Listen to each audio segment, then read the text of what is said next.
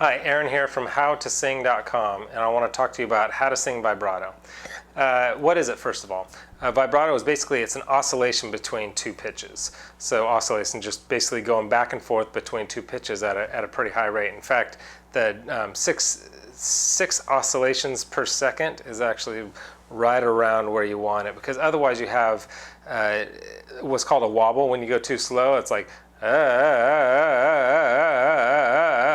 and then if you go too fast, it's more like a machine gun. It's like you don't want that either. So it's somewhere kind of right in between there.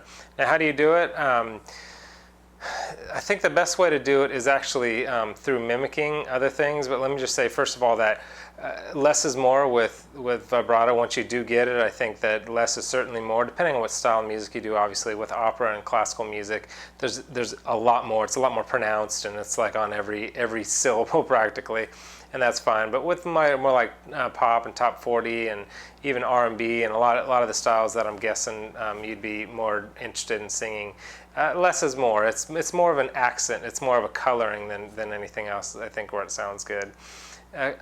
So it happens when you have relaxed chords, first of all. So a big part of it is just relaxing your voice. It is part of a natural overflow of a healthy voice, but that doesn't mean it necessarily just comes naturally. It is something that you can control, but when you try to control it too much, when you try to force it, that's when you get kind of the wobble or the tremolo.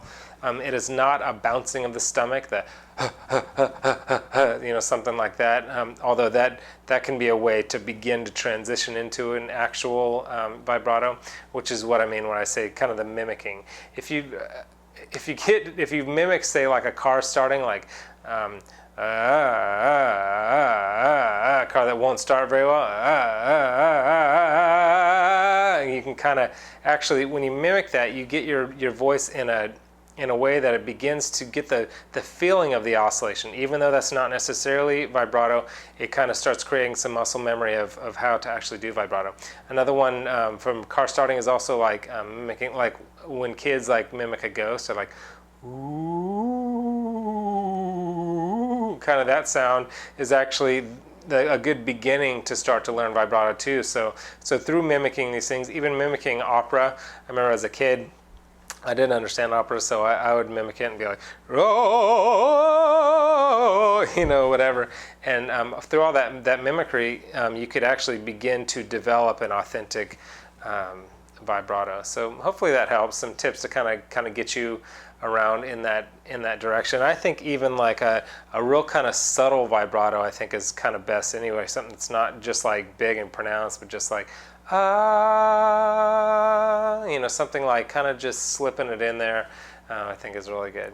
Anyway, I'm at howtosing.com. As I said, the link is actually right below, and there's a lot of other tips and tricks in there, that a lot of free articles and just good information that could help you out if you want to come click over there and check me out. I also put up a video about how to sing high notes. It's about a 10-minute video, kind of packed with information on how to sing high notes, but how to specifically sing high notes without strain, which is really the problem with high notes. So go ahead and click on the link below, or check me out at howtosing.com, and I'll see you there.